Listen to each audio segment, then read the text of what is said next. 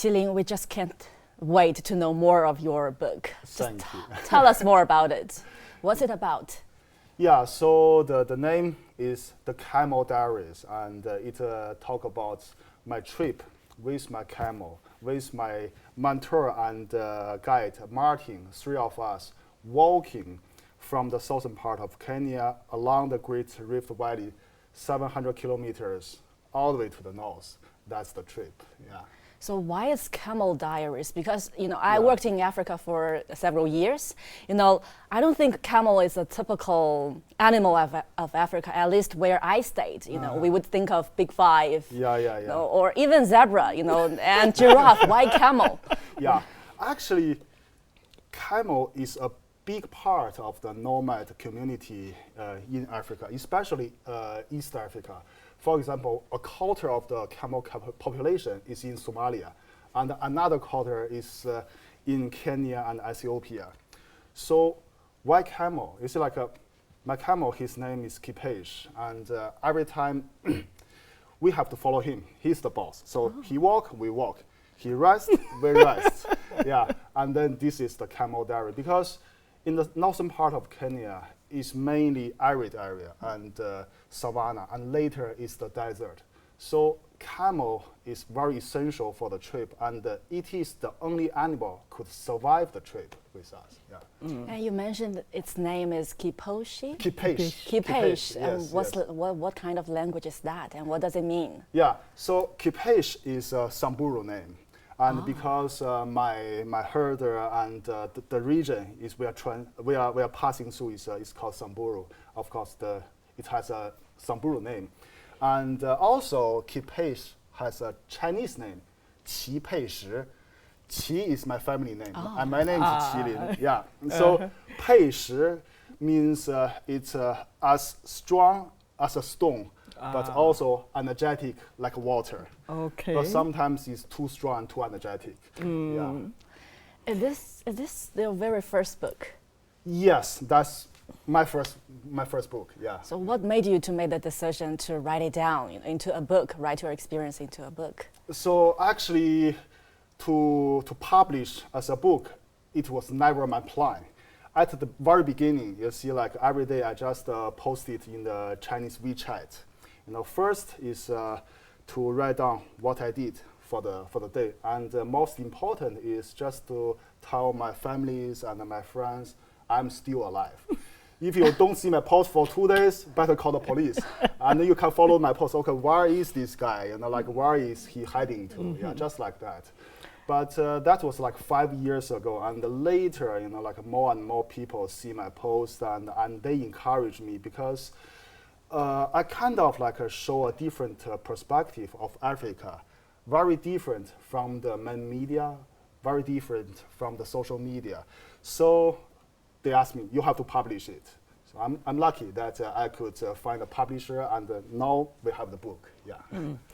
I actually like that aspect of the different perspective, but what made you decide to take this journey? Because I understand you're in Nairobi, you're modern city, life is good. Yes. Then you decide to go into one of the most maybe difficult terrains in Africa. Why? Yeah.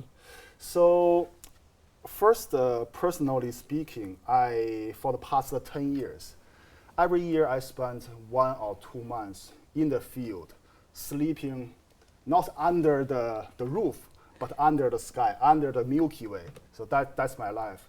And that year, it just happened, okay, I want to go to Turkana. Why Turkana? Because I've been there before. The first time I went to Turkana, it is in 2014. During that time, I was a project manager, managing vocational training project in Kenya, working with Ministry of Education. So during that time, I was doing the site survey, traveling all around Kenya. And then that's when I first went to Turkana. And it's very different. As you say, it's so difficult. It's such a remote area, and I have to travel for several days, driving myself to reach that location. At the beginning, I'm a tourist. You see, oh, that's very interesting. That's it. And later I revisited in 2016. During that time, I fly to Lodwar, which is the head of the county of Turkana, and I visited Kakuma refugee camp. And during that time, that was the year, the head title, like the refugee of Europe. And then I see another group of refugees. They are from South Sudan. And during that time, South Sudan has been going through a horrible civil war, and a lot of refugees flood into that area. And then I see a different part, like the different refugee. And then later I see the local people. They are even like outside of the radar, like from the refugee. It's called Turkana people. So that year, back to the book, I decided, okay, I was driving there, and then I fly to there. I was like tourist. This time I decided to walk with a camel, like a local people, to go to that region. Then you put so much of your own personal life into the book. You openly talk about the experiences, the loss you are working on getting through, and things that have been happening to you in 10 years. Don't you feel a bit exposed? Because as a writer, like you think, where do you draw the line? How do you do that? So actually, as I told you, like I never thought about I could be a writer. I never thought about that I could publish my personal diary to the public. But so I do not have this mindset of writer. So I do not know how to draw the line. Okay, which part is personal, which part I could show it to others. But what I know is a lot of this personal experience, is really contributed. It's the foundation of what we say, the history, the relationship between China and Africa. China-Africa relations, it's not only the macro side, it's the project, the history, but also is building by the individual like me, like you, like these personal talkings. We have a name, Monica, Lin, right? I think I want to give a new perspective to others, like here is not a group of Africans, a group of Chinese. Here is Monica, here is Lin. We are different, and we are here for different reasons. Monica, besides Qi Lin, do you know any other Chinese people that have been chronicling about Africa? Is it rare, to meet someone in person? Yeah. The other book that I have read and enjoyed by a Chinese on Africa was written by Li Xinfeng, Professor Li Xinfeng.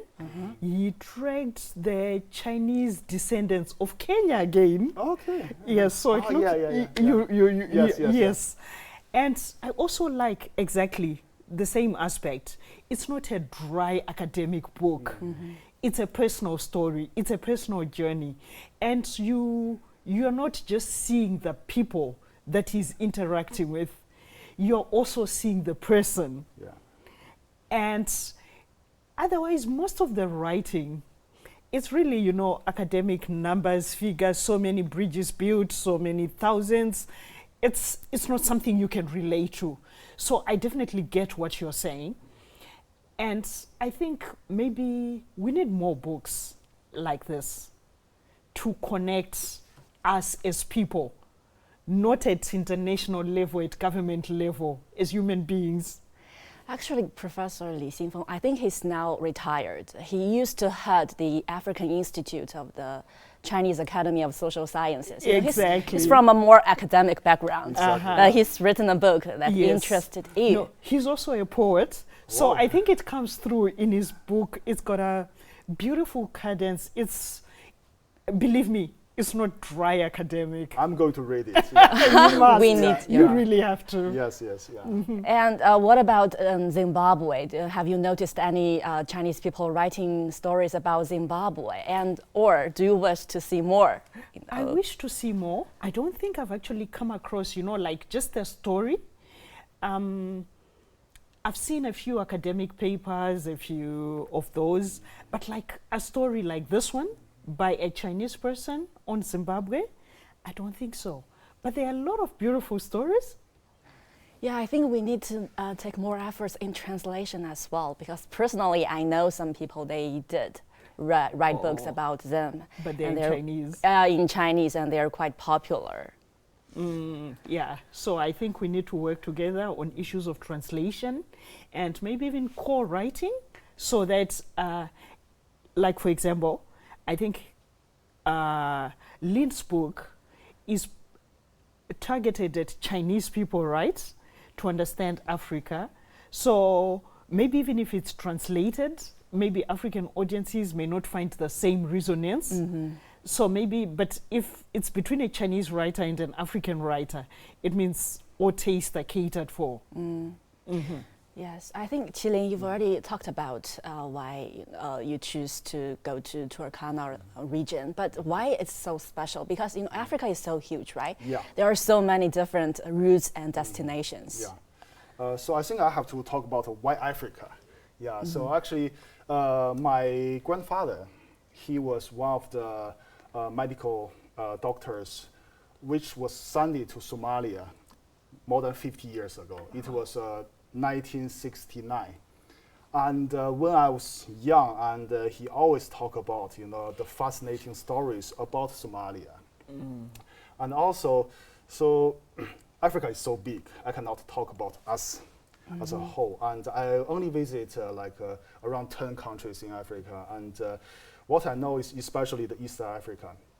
And back to Turkana. Turkana, of course, I talk about is you feel different. And also in the same time, is the human cradle.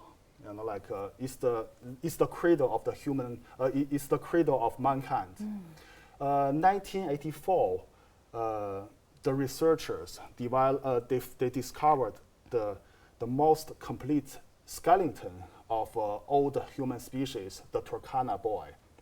And second, the location is very interesting. So it's in the northwest part of Kenya, neighborhood of Ethiopia, South Sudan, and Uganda. So the culture and everything is so diversified, and that really interests me. Yeah, and also the Turkana Lake is the biggest desert lake in the world. Yeah.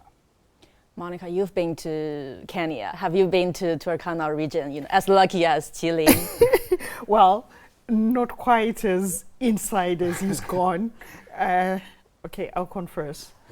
Only as far as nice tourist resorts on the edges of the region. Okay, before we go to that, I would like you to assume, what kind of obstacles or challenges Qi Lin has met during his trip. Okay. Because you said it's different, right? Yeah. What would you assume? It's different. Okay, the moment you say a camel, which you don't know because you were in Zim, it's definitely going to be desert. So, and it means you've got a lot of walking. It means water is going to be at the center of the story because you're always looking for the next water source.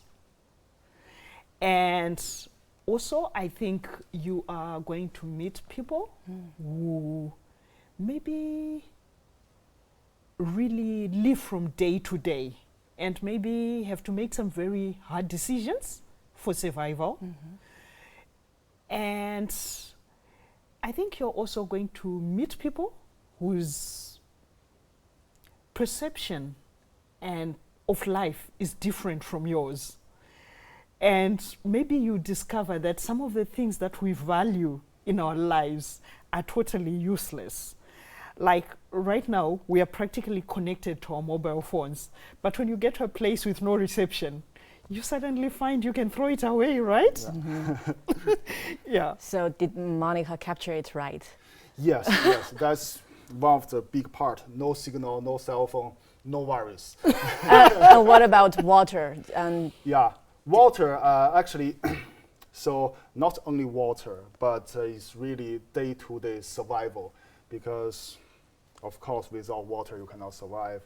Of course, they have snakes and other animals, and they have, out of sudden there's rain. Yes, even in the desert they have rain, and it's huge rain. It's very dangerous because it can it can cause the flash flood. Wow. Yeah. So day to day, I have to learn how to survive. And then I had to really mention about Martin. You see, people say, okay, you hire a guide and then he's taking you there. No, it's not true. Of course, okay, I hired him as a guide, but he is my mentor. He teach me how to become a human. What kind of human is like really the starting point of our human as a human being, like a hunter-gatherer, nomad, and the survival skill in the field. He teach me how to read the cloud, how to read the grass, and how to smell the signs of dangerous. And at the beginning, I am his student. I cannot help, I just like watching. Okay, how to do that? And then later, I am his helper. So while he's packing the camel, I can contribute, tighten up the ropes. And then eventually, okay, I graduate. I'm his partner, we can take turns to handle the camel equipage, and we can take turns to lead the road. Yeah. So Martin is actually from the Samburu tribe. Samburu tribe, yes. Yeah. Can you just tell us more about this tribe? Because I think it's not, it's quite a minority in Kenya, right? Yeah. Mm-hmm. So they do have these skills living in the wild. Exactly, yeah. So most of the people, especially Chinese, we go there, we see the Great Migration, the Mara River, and then we heard about Masai Mara. Yes. Maasai people. Exactly, the Maasai people. So the Samburu people and the Maasai people, they are really close group, and they all belongs to Nilotic. Yeah, Nilotic, they also have Turkana and others. So this group of people, usually they're herders, they're nomads, and they really know how to survive and how to live a good life and how to make a harmony with the local environment. Yeah. So Martin, he is from Samburu. Of course, traditionally, camel is not a main animal of Samburu, but because nowadays the global climate change, the weather of Kenya, the weather of the whole Africa is become unpredictable. And some days it's become more drought and more rain. So camel can't survive in the harsh environment. So the local people are adopting from the goat, sheep, into camel. So their lifestyle is also changing. Yeah. So when a foreigner writes about Africa, there's always the temptation to produce poverty porn, even for the media and everything. Yes. But I note that you really did avoid that. How did you do that? Yeah. Because you tell the story without giving the impression that you are projecting poverty. You are just telling people stories. How did you manage to do that? It's really admirable. Okay, so I'm nothing special. At the first time I went to Africa, I'm full of stereotypes about Africa. Okay, this place must be hot, must be have a conflict, must be have all kinds of weird disease. But when I arrived there, nothing I was learned, nothing I was told. It's it's very different. So after I lived for a few years, little by little, okay, I see the truth, because misunderstanding is sometimes as a Chinese, we don't speak English, and we didn't travel for the international lives of Chinese.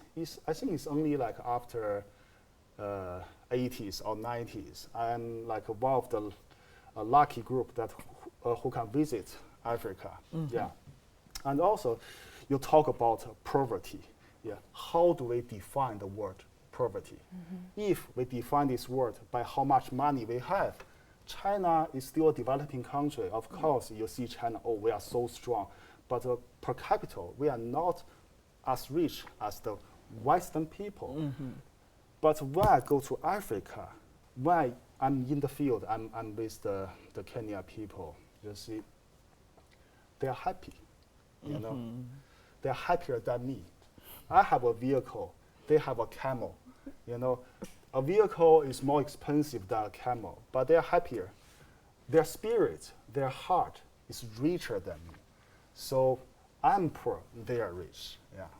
I think you brought up a very interesting topic because several of my African friends, they did tell me, how do you define poverty? They would think a local person with not a camel, but with a cow, they're rich. You know, cow is their bank. It's not necessarily you have a certain balance in your typical bank card. It's just, you know, you're with the nature, you have your stock, then you're rich. You're not that, you know, poor as defined by the Western standards or the so-called. I think was it the Mali president? He at the seventh Yeah.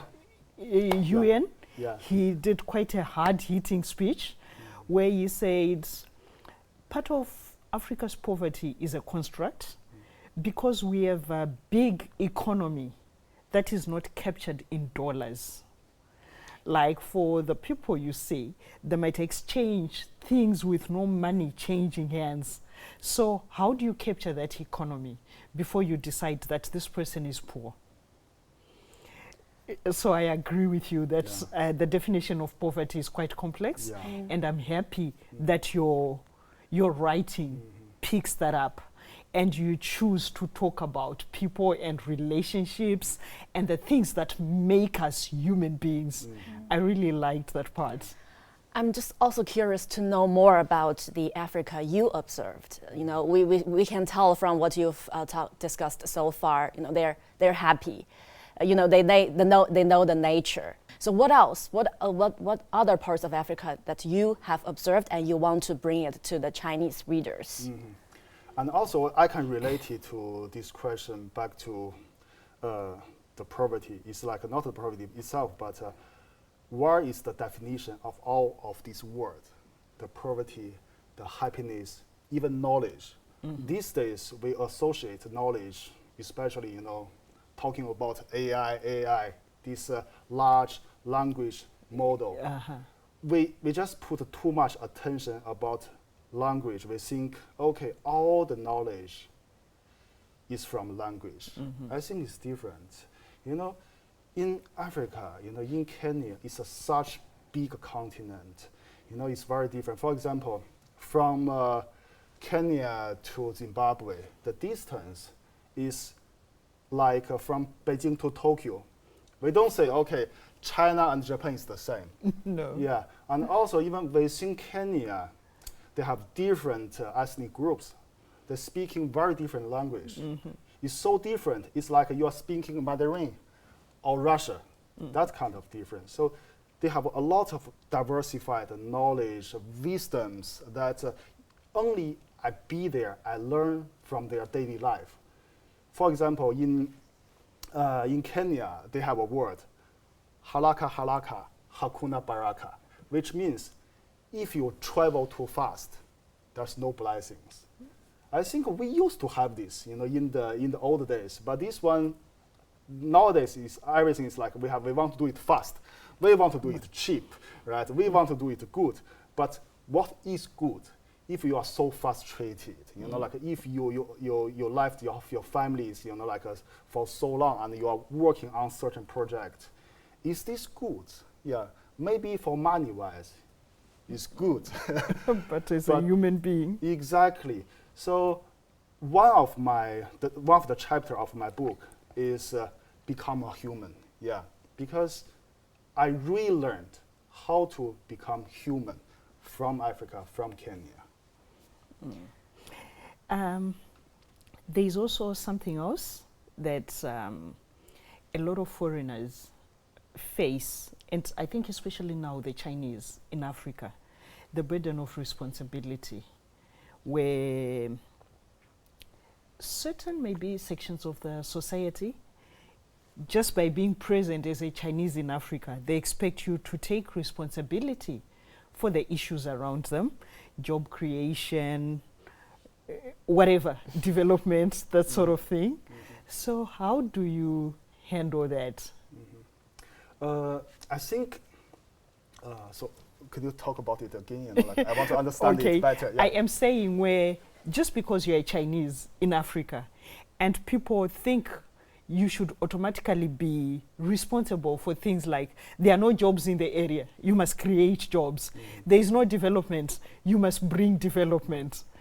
But you are not the government, you are just investor, an individual doing what you are doing. So how do you handle that in your relationships where just when you arrive at a place, there are certain expectations? Yeah, I think first, I feel privileged that, I can do a lot of things, Of course, I try to meet up your expectations, but also, I'm just a normal human being. I'm just running a normal company, like the local company. Yes. It's the same. And what is the local company? The first is to survive, because only after you survive, you can transfer the technology from China to Africa, and then you can employ more peoples from the locally, and also generate more revenues to the government. And I think running a business is the best charity, one of the best charity, because you're from Zimbabwe, you know the book, That Date, and it's really clearly said about, there's so many charities and aid. It's not only, they're not working, but they have a negative impact. So as long as we work together as a partner, equally, we have a better future, because I already see that. In Kenya, so the first time I went to Kenya is 2011, and now it's been 15 years. Every year, every time I went to Kenya, it's different. It's developing so fast. I feel it is like in the early 90s of China, things are changing, the urbanization, the cities expanding. Of course, there are some problems, but I think when things are developing, they have to go through certain phases. Okay. But in the same time, we should have our faith to believe the future is there. Okay. Yeah. Getting to the central issue or theme in the book, the camel. This sounds like a whole personality. Do you want to share a few stories about Kipeshi? Yeah.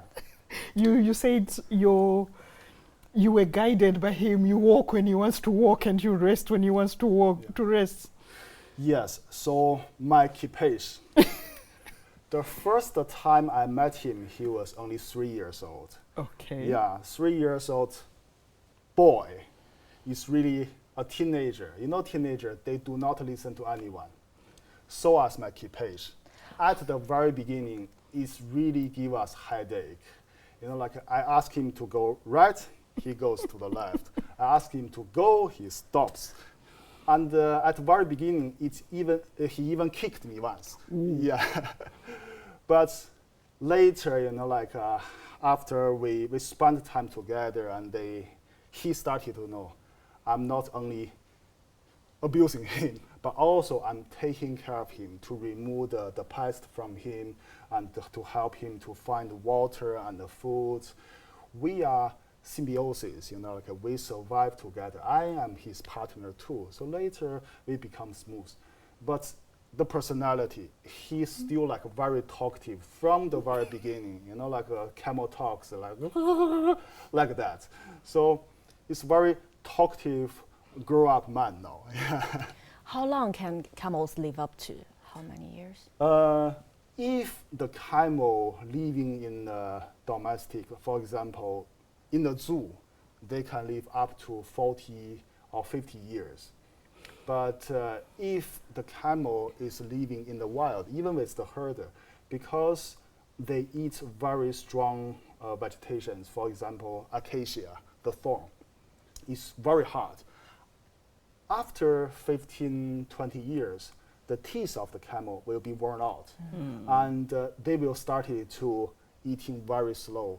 And by they cannot get enough nutrition, and then they are weak, and they stay behind the group, and they will be prey by the lion or leopard and other animals. Yeah. Where did your camel end up? Because you finished your trip, right? And now you're in China, you're talking to us. Where is your partner, your friend? Yes. Luckily, even though in the end of the trip, Kipesh got robbed by the bandits twice, not once, but twice. As I said, he has such a character. He do not listen to people. He do not listen to me or the bandits. So after he was captured the bandits, he ran away. I don't listen to you guys, I'm me, Kipesh. So he ran away twice. And that's the end of my trip. And I said, okay, I cannot continue, it's too dangerous. So very lucky, so my friend, he sent me a pickup to carry the camel all the way back to his hometown. And now he's living happily with another more than 100 camels in the savannah. And based on what you said, I think the camel is living, carefree, and Martin as well. I'm just very curious to know, is there anything that from the so-called modern world that you would like to bring to Martin? Because you've been staying along and you learned a lot from Martin. What about your experiences? What kind of things you would share with Martin? Yeah, so Kenya, Africa is changing very fast. Of course, China, we have a lot of old customs. It's the same as the Samburu people. They are used to be the warriors, the Moran, the herders, but their culture are bound by the land, are bound by the lifestyle, by the animal. But nowadays, weather is changing, the urbanization, the development is happening, and the population is growing very fast. For example, 15 years ago, I think the population of Kenya is only around 40 million. Now it's more than 50. So their lifestyle is also changing. So what I could do is I can demonstrate, what is the good and bad part living as a city boy. So it is his own choice. Does he want to stay the way he is, or he want to be urbanized like us? Yeah, it's his own choice. Yeah. You spoke about the bandits. I'm wondering, during your journey, what kind of challenges have you met besides the flood you talk about? And is there any moment or many moments that you would like to give up, maybe? Yeah, so for example, we have a camel and we travel through the desert, and it's Chalbi Desert. Chalbi Desert is the biggest desert in Kenya, and there's nobody living there. Maybe on the boundary they have some villages, but across the desert there's no one. So before we started the journey, we have to carry the food for Kipesh on his back. Also, we carried 50 liters of water. That's the maximum a camel can carry, because he can carry up to 70 kilograms. So 50 liter, we can survive for 3 days because you need a lot of water. Yeah. And after 3 days, we have to find another water source. So we run out of water one day, and it's really desperate. You see no one in front. And of course, by that point, I want to give up. I have to give up, but I cannot. Because if I give up now, finish, you'll die here. So Martin encouraged me, and I encouraged Martin. And with my strong Kipesh, we continue walking for another half day. We reached this oasis in the middle of the desert. We survived. We are so happy. Yeah, that's the moment, I really feel to be alive. It's so good. And a cup of clean water, it is so difficult to get. And we have to appreciate everything. We shouldn't take the things as granted. The water, the food, the peaceful life we have. Because if you look back the thousands of years of human history, how long do we have peaceful moments? almost none. You know, like we are living in the most peaceful, rare history of human history. You know, like so we have to cherish it. Yeah. And you do have cell phone signals during your trip because you were saying you were updating on your WeChat moments. Exactly. So, to my surprise, I thought, okay, I'm going to the desert. I'm going to the remote area of Africa, you know. But they have infrastructures there, and not only we have signal. So one interesting knowledge. Who have one of the earliest the cell phone bank? It's not America, it's not China, it's Kenya. I think since 20 years ago, they have this M-Pesa. They're already using cell phone to transfer money. Yeah, it's really amazing. So even though I'm in the desert, I have signals. Yeah. Sometimes it kind of like make me, difficult to dealing with the reality. I'm here, but I'm still connected with the world. Yeah. You spoke about snakes. Did you have any close encounters? Or scorpions? I passed by one snake only. You know, luckily it's not a poisonous, but they do have this most dangerous snake there is puff adder. So it's like it's a viper. So Short it's fat, thick. short, very aggressive. It's not the most poisonous snake. I think the most poisonous snake is a black mamba, something like that. Yeah, but they bite a lot, and it's very aggressive. And the color of puff adder is like the sand. If you do not pay attention, you know, you will meet the snake. Step on it. You step on it. Yeah. And that's one of the reasons. Usually, if I go to the field, I choose to wear this boot, 8-inch, to protect my ankle. Yeah. Good idea. Monica, so I think I remember that once a camel was introduced to Zimbabwe's lion park, it created quite a big scene because it's not commonly found there. You know, it's not typical. And but for you, if you want to recommend a route or a certain place for Qi Lin to explore in Zimbabwe, where would you recommend? Okay, I think Zimbabwe, you might not quite have the same experience because seriously, remote is relative. And I think finding a region like Lake Turkana is a bit difficult in Zimbabwe. So I would recommend that maybe you do the northern part of the country, the Mbire district, and Mount Darwin, Manapus. It's more about what you would see there rather than, you know, like the really difficult experience. You've got the dinosaur footprints, you've got the fossilized forests, and then you've got the Roma people. A few people have written about them. I don't know if you've come across them with their 2 toes, but it's not remote in the sense of remote, but I think you might like the experience.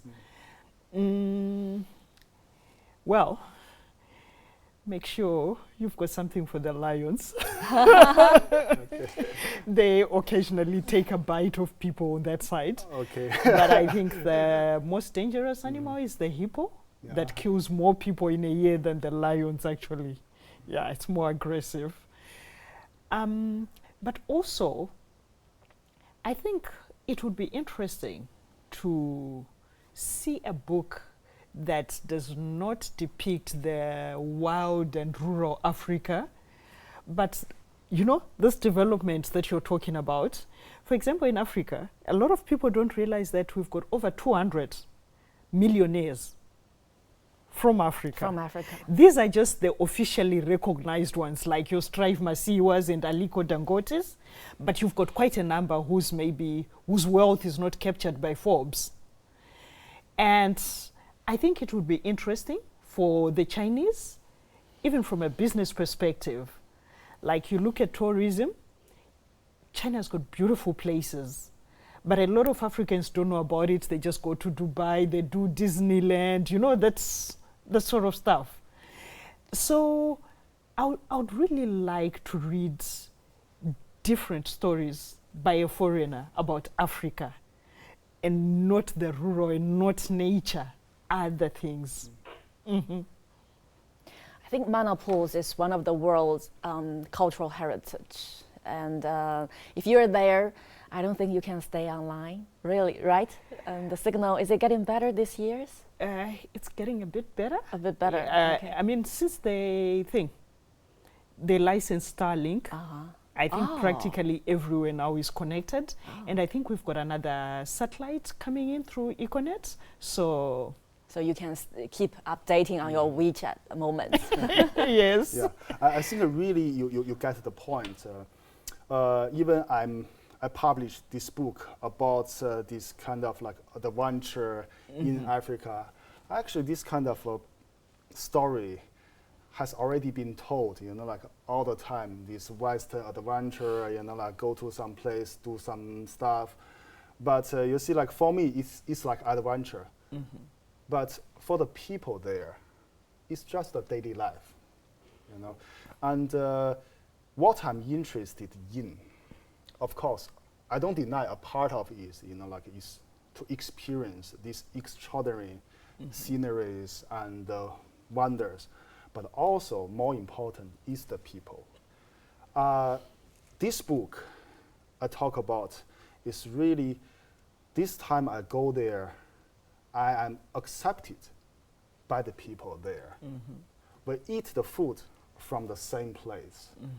We're sleeping under the same tent, yes. And I'm experiencing their daily life, happiness and struggle in the same way. So before I was a project manager and I quit my job, become a freelancing photographer. Yeah, I'm a more photographer than a writer. Why is it? 2015, my grandfather, he passed away. And it is because of him, you know, put a seed in my childhood. I want to go to Africa. And then I try to collect all his, you know, whatever left. Only 3 photos. Only 3 photos. He was in Mogadishu, in Somalia. And the story of the whole generation just lost. Yeah, it's disappeared. So when I was in Kenya working as a project manager, I was taking photos of my daily project, my work, my life, you know, my friendship with Kenyan people. I didn't realize, you know, how important it is. Only after, you know, like my grandfather, he passed away, I realized, okay, if I do not tell the story, no one can tell. So, no, but that connection comes through in your writing, the way you treat the subject. You can tell it's from the heart. And even in the photographs that are contained in the book, it's really, you know, you can tell that you are feeling this place. And I hope you do a publication of the rest of the photos, because there are just a few in the book. I don't know how many. It's around 10,000 photos and spreading like 10 years of work. Yeah. But in the book, how many did you put? 30. Definitely not 10,000. only 30 photos. Yeah, okay. It's like a writing book. Yeah. And then, are you planning to translate this into English? For sure. Yes. Yeah. Okay. That's within our plan. Yeah. All right. Yeah, I think we've been seeing growing exchanges between China and Africa. With 3 of us, we've been benefiting from such exchange programs. And so I'm wondering, with this growing exchanges, what kind of Africa would you like to bring to China? You want to tell the Chinese audiences? Yeah. So when I was in Kenya 2011, you know, like most of the Chinese are doing construction and also trading. And later, around 2016, I see people started to put factories, maybe like the labor-intensive factories, and also some factory related to infrastructure. And nowadays, I see more and more high-tech, like connections between China and Africa. You see, these days we talk about the Chat GPT, and most of people, they don't know there's a big connection between the Chat GPT and the Kenya people. It's the Kenya engineers labor the world to train this large language model. So they're already there. Yes, I think that's the future. There are so many ways and I'm still seeing it's growing. Yeah, so I have the confidence. Yeah. What about you, Monica? You've been here in China for many times, and what kind of stories of China would you like to bring to Zimbabwe and to the broader Africa? Okay, I think the first one is that there's no such human being called a Chinese, where you just like, the Chinese are like A, B, C, D, that Chinese people are individuals and they are diverse. So you can meet a very unpleasant person who is an African or a very unpleasant person who's a Chinese, but they don't define Africans or Chinese. So we should all take time to know each other as human beings and then have an opinion of the individual. I mean, 1.3, 1.4 billion people? Exactly. You cannot define them through one individual. No. Then also the fact that China is complex. It's got highly developed parts. It's got parts that are still being brought forward. And that's, as far as I can see, there is a lot that connects us rather than what divides us.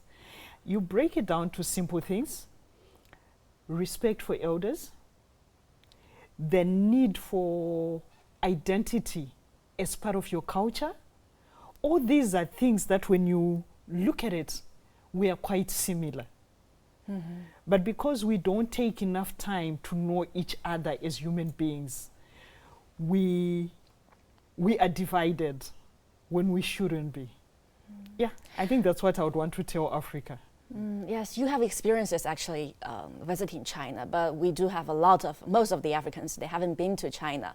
But with this growing China-Africa cooperation, we've seen a lot of projects. They've been implemented in Africa in local communities, like what Qi Lin has been doing, vocational training, things like that. So have you noticed the changes of perceptions of local people when it comes to the Chinese community, the China-Africa cooperation? I think the perceptions change when people have a real connection with the Chinese in their community. But on a whole, I think there's still a lot of work from both sides. And I think it's important for every Chinese person in Africa to realize that they're an ambassador of China. Whether they are connected to the government officially or not, or as private individuals, that whatever they do has an impact on the rest of the Chinese community in Africa. And it's also the same with Africans interacting with the Chinese.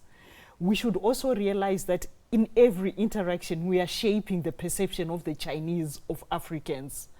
So, yeah, I think there's still a lot of work for all of us. Before we go, we know Monica has already recommended you some place in Zimbabwe, but we are still curious to know your next plans.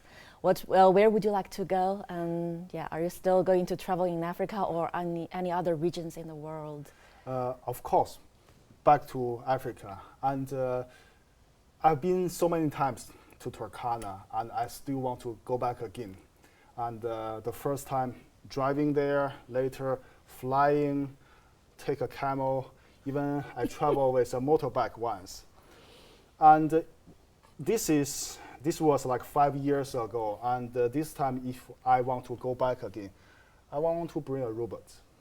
You know, robot is like a baby of mankind. I want to bring this baby to our hometown, to Turkana. I think that will be very interesting. Mm-hmm. Yeah, and also like the mind of this baby is AI. Mm-hmm. I wonder if AI sees the birthplace of mankind, maybe he can learn something. And Martin is going to join you for your next trip? Maybe, yes, yes. We Maybe hope also so. Kipesh, yeah.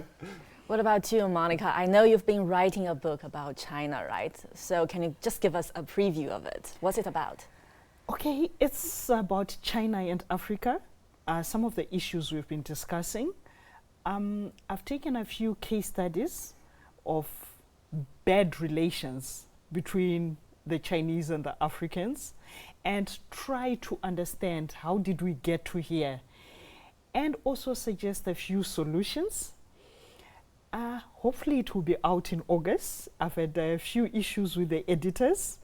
I think they've been trying to fit it into a box, which is not what I set out to do. But hopefully that's resolved now. Okay. So for me, I think I need to, we need to sit down again and to talk about your next project when you are actually doing them. Yeah, Okay. for Yes, sure. thank Yes, you. yes, thank you.